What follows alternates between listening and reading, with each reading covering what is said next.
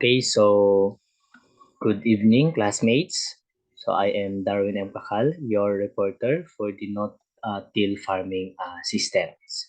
So ang i-report ko dito, based doon sa diniscuss ni Ma'am last week, that the no-till ay isa sa lower yung mismong lower mismo yung kanyang labor. So it means no cultivation at all in the farm, wherein after the harvest, you will clean the area, or you will clean the area and ready now for the planting. So in no-till or farming system, so no-till has a revolutionized agricultural systems by allowing the farmer to manage a greater areas of land with reduced energy and machinery input. So it will reduce labor, it will reduce the energy from the farm, wherein the no-till mas mataas yung magiging ang objective kasi ng no-till is dapat mas mataas yung magiging income niya dito based doon sa reducing of the labor need in the farm. So it has also been responsible for improving the erosion control, soil water storage, soil quality, and in many instances, yield and net farm income according to Food Agriculture Organization ng 2019. So the benefits had led to the identification of the no-till farming system as an important tool to help ensure the future food security and help to buffer agricultural productivity against extreme climate events such as drought and heat waves, which are likely to increase in the frequency under climate change. So ang no-till farming system ay yung cultivation natin ay nare-reduce natin.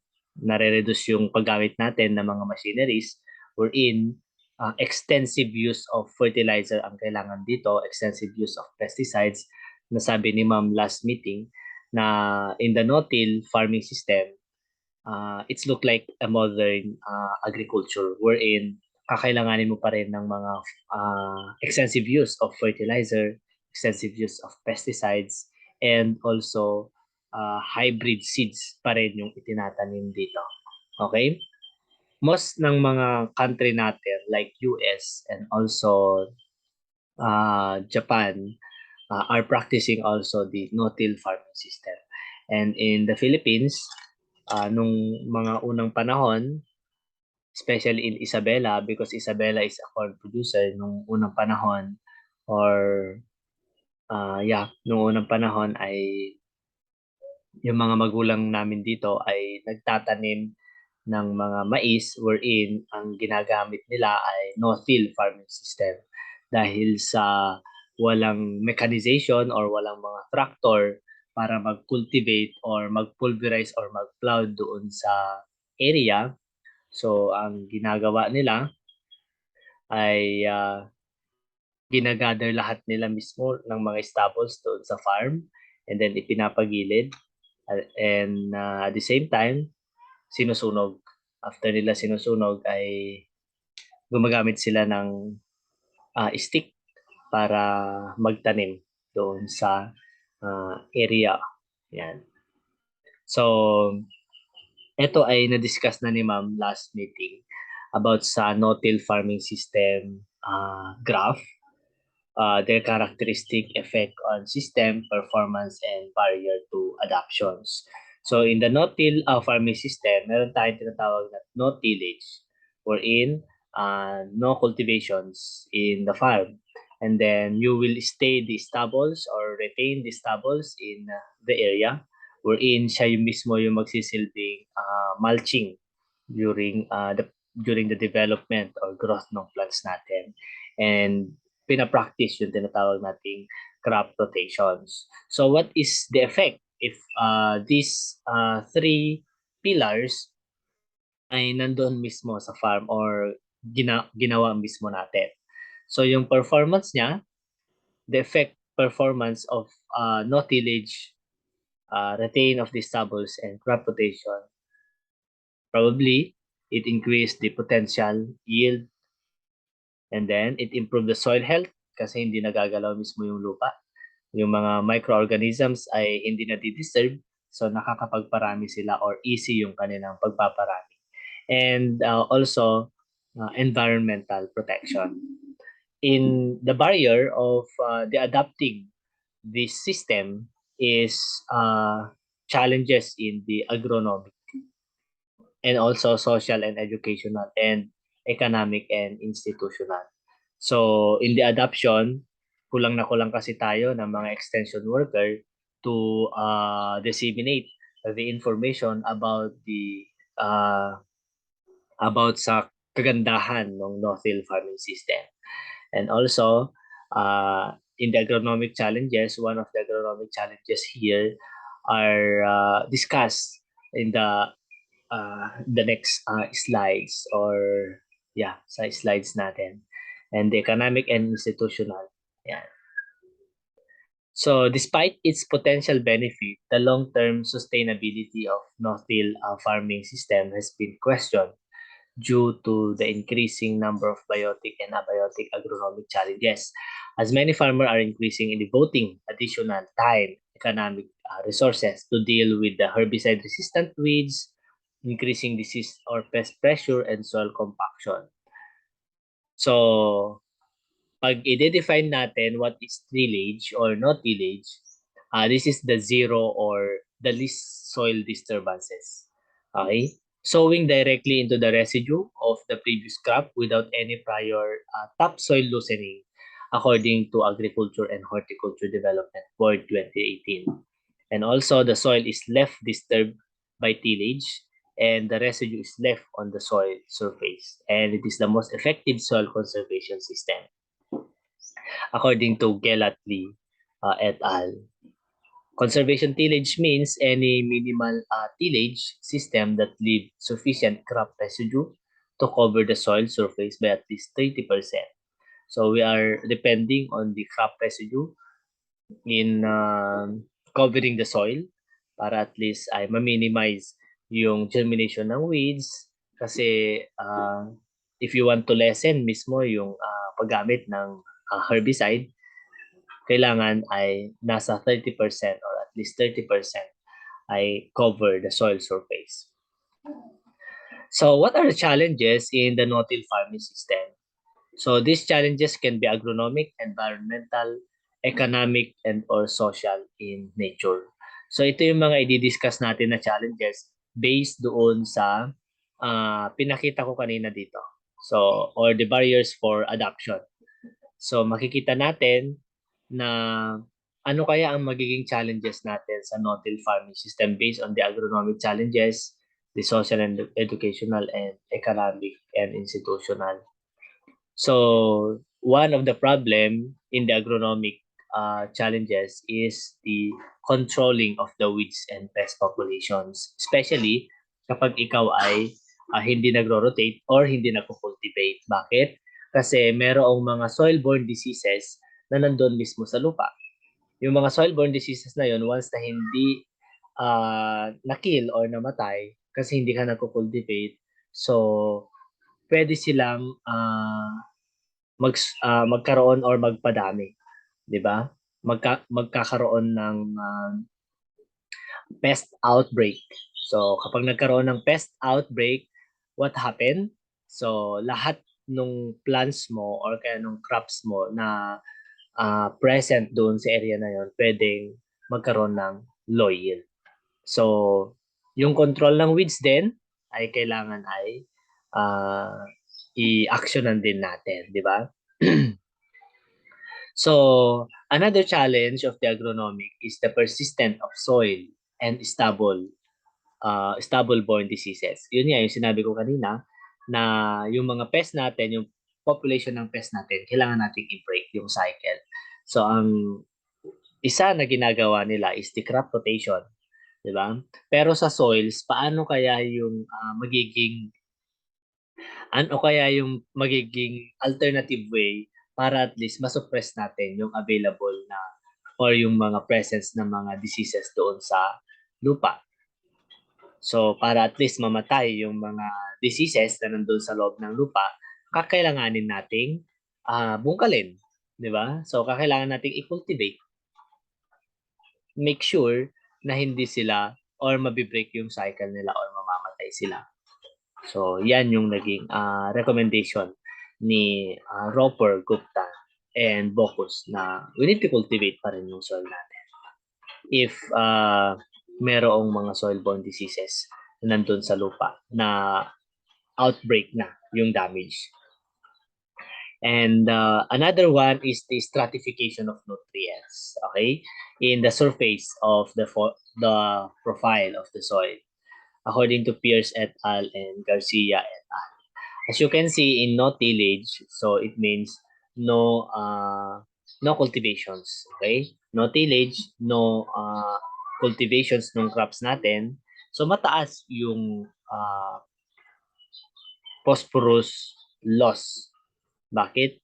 Kasi nga once na in-apply natin yan sa crop natin, kung ano lang yung requirement na pwede niyang i-absorb, yun lang yung magiging pagkain niya. And the rest ay mataas yung leaching, and then mataas yung runoff nung phosphorus. So, ang gagawin natin para at least magkaroon na naman ng availability of nutrients, we will put again fertilizer para doon sa growth and development ng plants natin, di ba? So it means hindi na-retain yung phosphorus doon sa lupa, but mataas yung leaching and also yung pagkawala or loss ng ating phosphorus. So, bakit kaya hindi siya pumapasok sa loob ng lupa? Kasi compact na yung soil, di ba? Kapag compact kasi yung soil, ang isa pa na disadvantage kapag compact ang soil, yung pag-penetrate mismo nung mga roots natin ay mababa na yung chance, di ba? Yung absorption niya ng nutrients ay nandun na sa top. So hindi na siya nakakapag-penetrate or lumalalim yung roots niya, 'di ba? So makikita mo naman in response pag alam mong hindi na nag-ooperate yung roots sa loob or kaya hindi na siya lumalaki, makikita mo 'yan doon sa performance niya sa plants, 'di ba? So makikita mo naman in visual na kapag hindi maganda ang root absorption ng nutrients, moisture and others, so ano mangyayari sa plants natin? So nagiging stagnant, hindi na siya lumalaki. 'Di ba? Yan yung problema sa no tillage natin na kapag hindi nako-cultivate yung soil natin ng patuloy, it means magko-compact yung ating soil. So yung ang madadali doon ay yung mga roots or pwedeng yung mga roots na yon ay hindi na siya makapag-crawl or makapag-penetrate sa loob ng lupa. Okay? So, yan. So, saan napupunta yung phosphorus? So, napupunta ang phosphorus sa tubig and also nagkakaroon ng leaching and yung iba naman nag-volatile or pumupunta sa kalawakan na nagkukos ng climate change, di ba? Mahabang usapin ang climate change. Pero kapag pinag-usapan kasi natin yung no-till farming system, ang isa na nawawala na nutrient is the phosphorus. Okay? Next one na challenge natin sa agronomic is the topsoil. So, compaction. So, risk siya sa topsoil compaction because of the machinery na mga ginagamit natin. Yung extensive use of that fertilizer din, pesticides, and yung mga machineries natin. So, ang nangyayari, yung lupa natin pwedeng magkaroon ng compaction. Pag nagkaroon ng compaction, mabilis na lang yung runoff, mabilis na lang yung leaching, mabilis yung pagkawala ng mga nutrients. Pag mabilis yung pagkawala ng nutrients natin, so anong nangyayari? 'Di ba? So, nagkakos siya ng climate change din. And also water pollution. Okay? Another one is the decrease in availability. Yan, due to decreased rates of mineralization and or greater nitrogen immobilization, leaching or denitrification. So as you can see, mataas yung volatilization ng nitrogen once na ito ay in-apply mo doon sa plants na yung system of or mode of system or approach mo is no-till farming. So, pag nag-apply ka sa plants natin, it means yung absorption niya lang ng nitrogen ay konti lang. Bakit? Kasi hindi mismo mafulfill yung pangangailangan ng plants natin kasi compact yung soil. Okay? So, yan. So, nagkakaroon ng leaching, denitrifications, or yung volatilization process ng ammonia. So, yan. Mataas, di ba? And then, another one, challenges, is the environmental. So, kapag patuloy tayo sa extensive use of fertilizer, extensive use of chemicals, kasi nasa modern agriculture tayo. Kahit itong no-till farming system ay ang approach niya is modern agriculture wherein ang ginagamit is extensive use of that chemicals. So, naging detrimental not only for the animals but also in our environment, di ba? Sa tao din. So, nagko-cause yun siya. So, once napatuloy yung paggamit natin ng mga chemical or extensive use of this chemical, so ang mangyayari, merong climate change. So, yan. Okay? Pag nagkaroon ng climate change, it means nagbabago na yung panahon natin, di ba? So, next one is economic or social. So, ano yung economic or social? High cost of herbicide. So, mataas yung pag-apply, mataas yung presyo ng mga herbicide. Gaya ngayon, 'di ba? Yung mga pesticides natin ay mataas na yung price, yung mga fertilizers, yung mga seeds. So, pati yung fertilizer umabot na sa mismo 2,000 pesos or 2,500 per sack, 'di ba? So, and then yung mga herbicide natin, instead na nasa 400 na yung pinaka-average na price ng herbicide, eh ngayon tumataas na siya. Nasa 1,000 to 1,500. So, anong nangyayari dito sa society natin or sa economic sector natin? Bakit kaya nagtataasan ang mga price ng mga bilihin natin or mga farming inputs natin? So, nagkakaroon ng shock ng ating social or kaya ng ating community wherein hindi na-afford ng mga farmers natin na bilhin. 'Di ba? So kapag hindi na-afford ng farmers natin, so anong mangyayari sa economic natin or kaya yung pag-provide natin ng food? So magkakaroon ng domino effect, 'di ba? Kapag domino effect, so everything is connected to everything else. Wherein yung kapag magkaroon ng pagtaas ng presyo ng isang produkto, maaapektuhan ang lahat. Kaya nga lahat ng mga ginagawa natin or activities natin dito sa mundong ito are connected, 'di ba? Kaya nga tinawag na everything is connected to everything else. So, also, it increased the labor requirements. So, mataas yung labor requirements mo in economic or social. And in no-till farming system, lack of access to seeds, suitable markets, transportation facilities, and or suitable storage facilities. O, ito yung kulang sa atin, suitable storage facilities. Kaya dito sa Isabela, example ko na lang dito sa Isabela, na kapag anihan ng mga mais, so walang mga storage facilities or mga drying facilities, na kung saan nasisira mismo yung mga crops or yung mga seeds natin dito. So, can also limit some farmers. So, from using certain crop rotations, which can be an important part of the success of no-till system or no-tillage system. So, sabi dito, access to seeds. So, konti lang. Example sana, taniman na ng mais, so paubusan na mismo ng mga hybrid seeds. So, yung ibang mga farmer, para at least ay makakuha sila ng or maka-access sila ng seeds. So kakailangan pa nilang mag-angkat sa ibang lugar or kaya hinihintay mismo nila yung order nila. 'Di ba? So 'yun. So kapag paubusan na ng seeds, mas mataas yung price ng ating mga seeds natin. Kaya doon nagkakaroon ng losses of income kasi napupunta lahat sa inputs ang ang ginagastos. So mas maliit na yung mismong income. Yung iba pa ay nangungutang, di ba?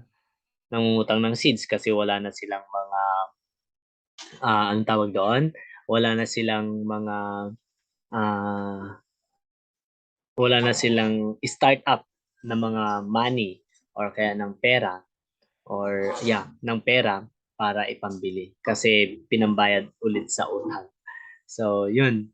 So, the higher the utang, so it means mababa na lang yung mas income mo later on. Di ba? So, yun. Yun yung problema sa mga farmers natin na laging nangungutang. Na lahat naman na ng income nila ay ipinambayad nila sa anak ng kanilang mga utang. Di ba? Okay? So, next. So, what are the opportunities in no-till farming system? So, one of the opportunities in no-till farming system, we all know na nare-reduce natin yung overall cost, like yung fuel and machinery. Di ba? Better retention in soil moisture in dry areas and increase the biological activities like yung mga undisturbed na mga microorganisms na kayang-kayang mag-supply din ng nutrients or especially of the earthworms, and increase the concentration of soil organic carbon according kay Flansloeb Burst 2010, and residue can improve the soil structure and fertility. So, yan ang opportunity sa farming system. So, nare-reduce mo na nga yung overall cost, nare-retain mo pa yung mga biological organisms na siyang magko-convert doon sa mga synthetic nutrients into organic nutrients, di ba? Sa chemistry. So, it means sila yung nagkakaroon ng cycling doon sa mga synthetic na mga nutrients na maging organic nutrients. And then, also, may improve yung soil structure and fertility ng ating soil pag tayo ay pag yung mga stubbles ay nilalagay mismo natin sa area or kaya doon sa farm. So, ano ang management ng soil? Or in no tillage. If we define soil management, this is the application of operations practices and treatments to protect the soil and enhance its performance, such as the soil fertility or soil mechanics. So it includes soil conservation, soil amendment, and optimal soil health. Okay? So, para at least ma-retain pa rin yung performance ng crops natin, especially kapag yung ating area kasi ay acidic, ang ginagawa nila, they applied lime. Why? So, in the Virginia Cooperative Extension, that is the successful no-tillage crop production. So, ito ay isang article na kung saan ay gumamit sila ng lime or yung mismong benefits ng pag-apply ng lime. So one of the benefits ng liming, so a soil pH at 6 to 6.5 is needed for the best result for no-tillage because triazine herbicide require a pH in this range for best performance. So this pH range is also recommended for maximizing the nutrient availability to the corn crop. So if continuous no-tillage is to be practiced for several yields, so soil sample should be collected annually from the top 4 inches of the soil. So yan yung isa sa naging ginawa nila para at least ay ma-retain pa rin yung fertility ng soil at hindi magkaroon ng acidic soil. Okay? So, ang fertilization or yung fertilizer application nila, they apply phosphate and potash per annual soil test results. So apply nitrogen based on the yield potential of the soil using rate of 1 pound to 1.15 pound of nitrogen per acre and per bushel of expected corn yield. So on loamy soil or loamy sands, sandy loam soil or soils with poor drainage, it is desirable to split the nitrogen with one-third of the nitrogen applied at planting and two-thirds of the nitrogen applied when corn is 6 inches to 18 inches tall. So ito mismo yung application nila for the fertilizer. And para ma-retain yung mismong nutrients or magkaroon ng balance mismo yung anong tawag, status ng ating soil. So tinetest nila ito annually, top 4 inches of the soil. So tinitingnan nila kung hindi na okay yung soil na yon, nilalagyan nila ng lime, di ba? So the efficiency of liquid nitrogen can be improved by dribbling side dress nutrient or nitrogen between the rows when corn is 6 inches to 18 inches tall. So do not broadcast liquid nitrogen. Ito yung pinaka-recommendation nila over corn after it is 2 inches tall due to risk of severe foliar burn.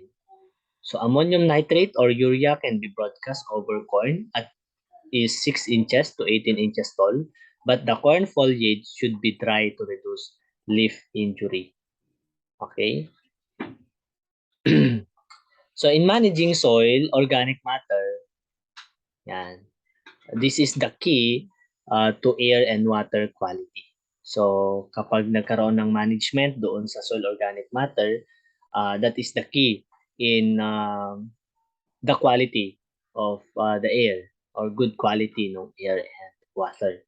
So ang ginagawa nila sa management, they will use the cover cropping and also they reduce the tillage during the management. And also they will prescribe grazing, high biomass rotation, and manure management. So pag na-achieve mo ito, so ang mangyayari, so yung magiging soil health ay mataas yung water holding capacity, mataas yung organic matter, mataas yung soil organism, mataas or kaya mai-improve yung soil structure, infiltrations mai-improve, and then yung nutrients natin mariretain mismo sa soil, hindi na siya magle-leach. So ito yung naging discussions ng Natural Resources Conservation Services Soil sa United States Department of Agriculture. Okay? And then, what happened to the air quality, water quality, and productivity?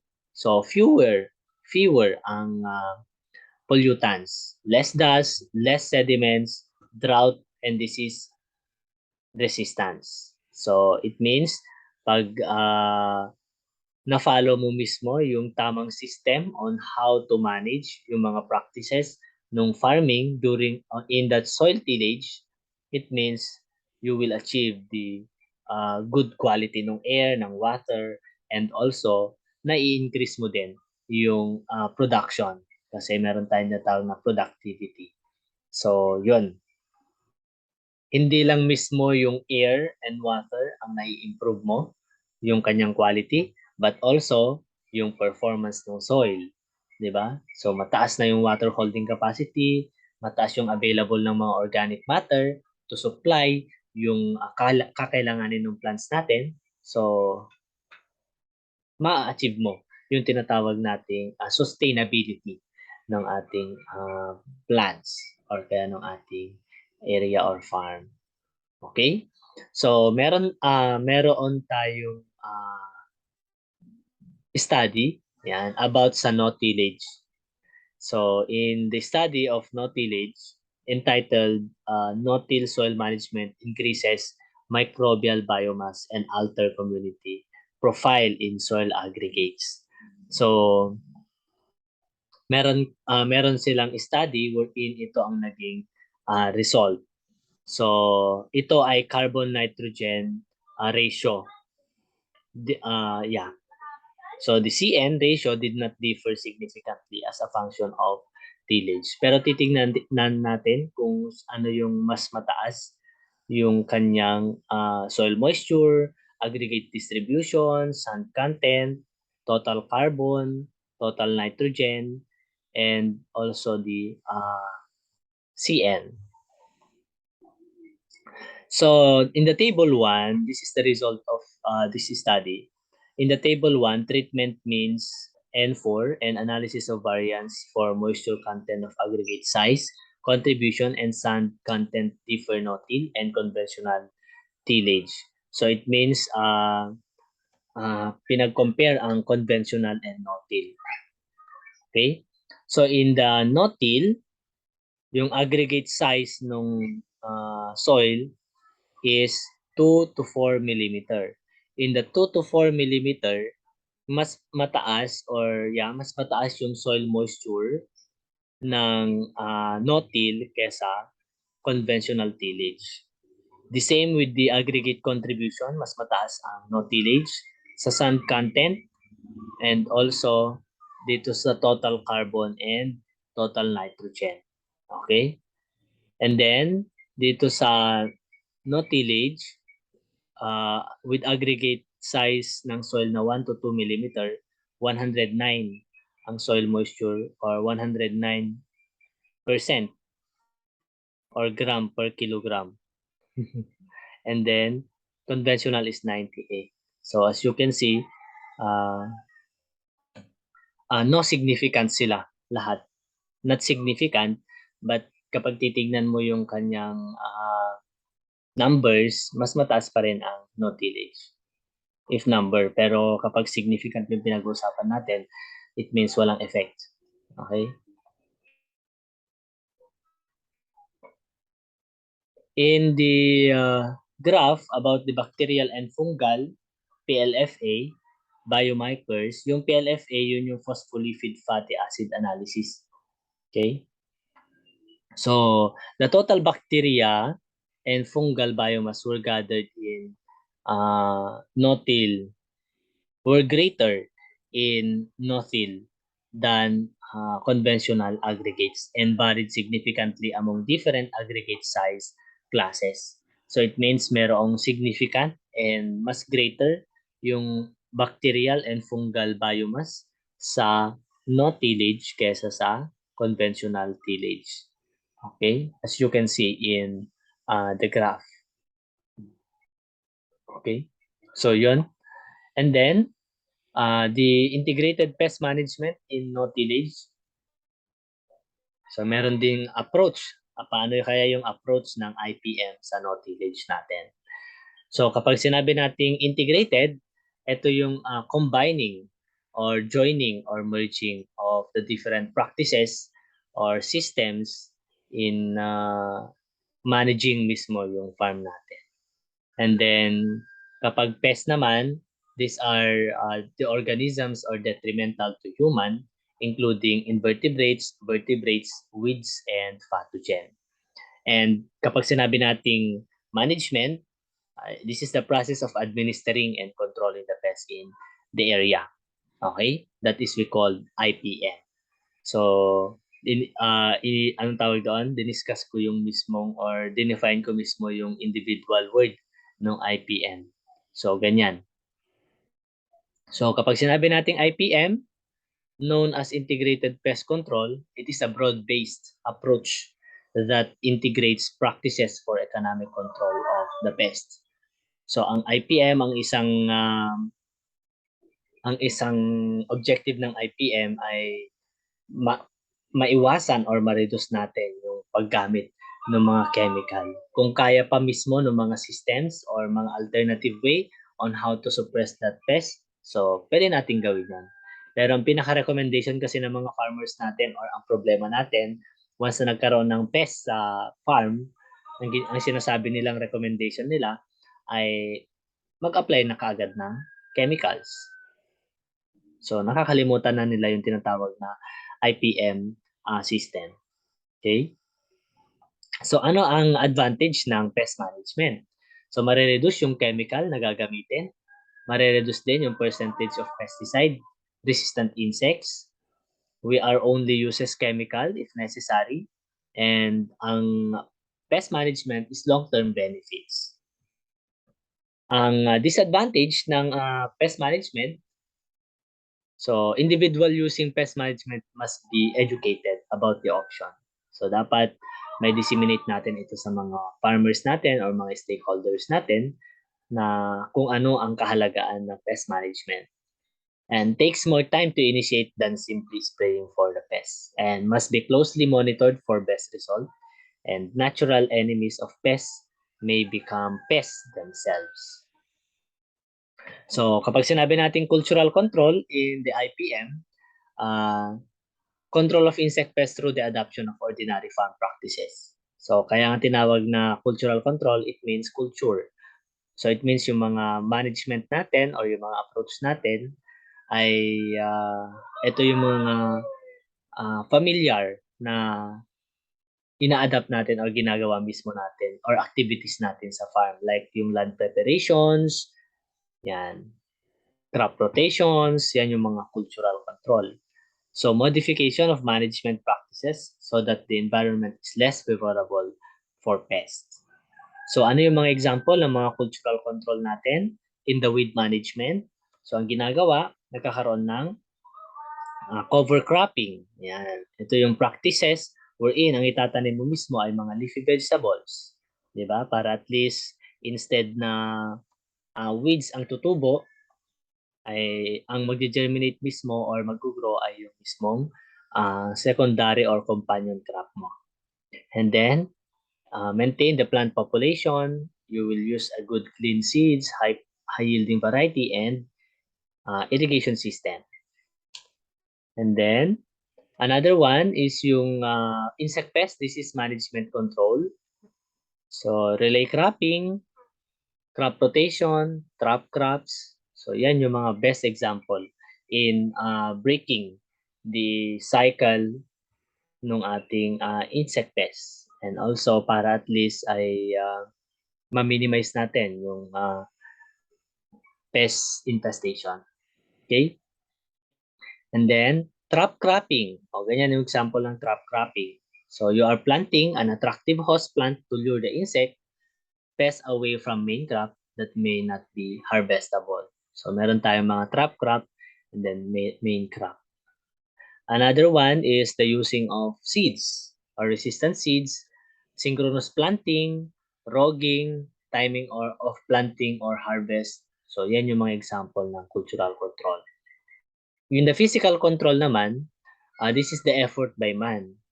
We are using our hands, we are using our voice, we are using our effort to control that pest. Example, sana you are picking a insect pest. So that example of the physical control. Next one is the mechanical control. If we say mechanical control, nandun pa rin yung effort ng tao pero you are using a tool or kaya machines to control that pest. Example sana, you are using a weeder, di ba? So you are using a mechanical force or manual labor either for distraction or exclusion of the pest to reduce or suppress the insect population by means of manual devices or machines. Ang mga example ng mechanical control, we have the wrapping the fruits. And then, banding the trunk of the mango. Netting, yan yung mga example ng mechanical control. Trenching, thin barrier, and electric fencing. So yung thin barrier, may iwasan natin yung mga crawler insect pest doon sa area or kaya doon sa coconut natin. And then, yung iba naman, gumagamit ng mga biological control. So, you are using a living organism to suppress the population of the specific pest na organisms, making it less abundant or less damaging than it would otherwise be. So, in the biological control natin, we are preserving the natural enemies like yung mga dragonflies natin, damselflies, and other natural enemies natin. Kasi sila mismo ay tumutulong din or it help mismo doon sa reduce the number or reducing the number of the pests. So, and also yung mga binibigay ng Regional Crop Protection Center or National Crop Protection Center na mga biological control natin like yung earwig, trichogramma, yung mga fungus na nagko-colonize mismo ng mga pest. So, yun yung ginagamit natin. So, example sana yung Trichogramma chilonis, Trichogramma japonicum, Trichogramma evanescens. Yan, pwede natin gamitin. Para at least in no-tillage farming system, marireduce natin yung chemical. Kasi ang problema kapag mas mataas yung chemical na ina-apply natin, nagkakaroon ng effect yun doon sa soil and at the same time doon sa environment natin. Diba? And then, chemical control. So we are using a chemical control if talagang hindi na uncontrollable yung mismong pest na yan. Kasi sabi dito, last resort ang IPM.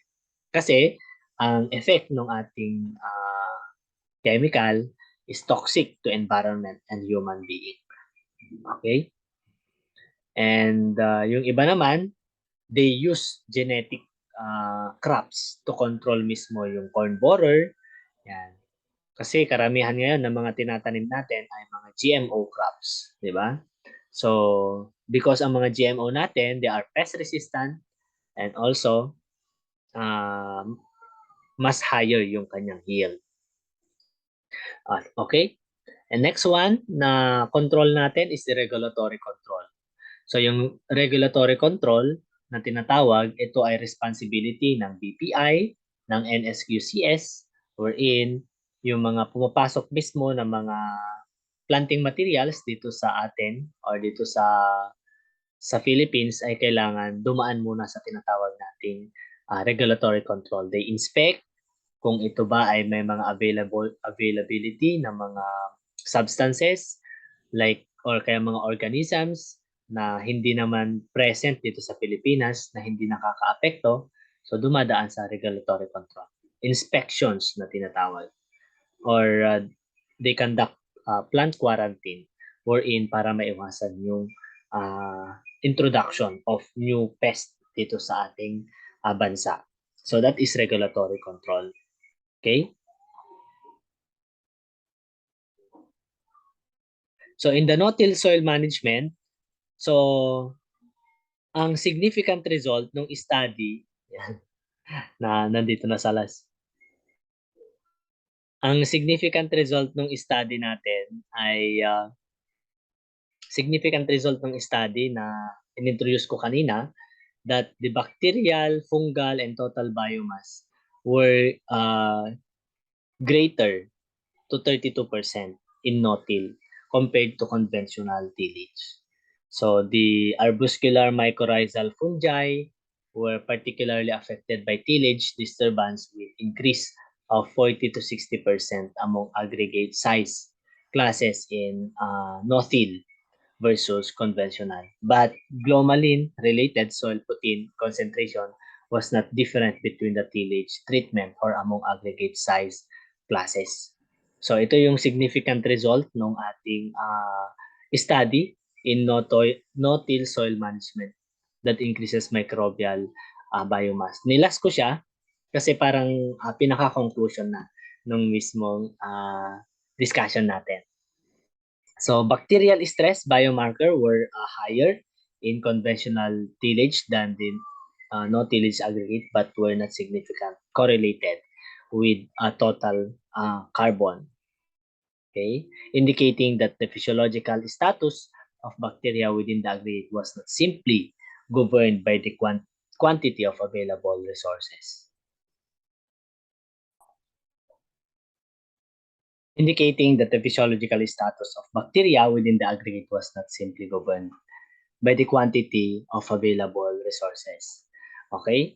So, that is the significant result of the article wherein pag susundan lang natin yung approach ng no-till farming system or yung mga practices or mga good practices para at least maiwasan natin yung future problems ng mismong farm ay kailangan sundin natin yung mga systems on how to suppress the pests, how to manage mismo yung soil para at least hindi siya maging acidic the sooner.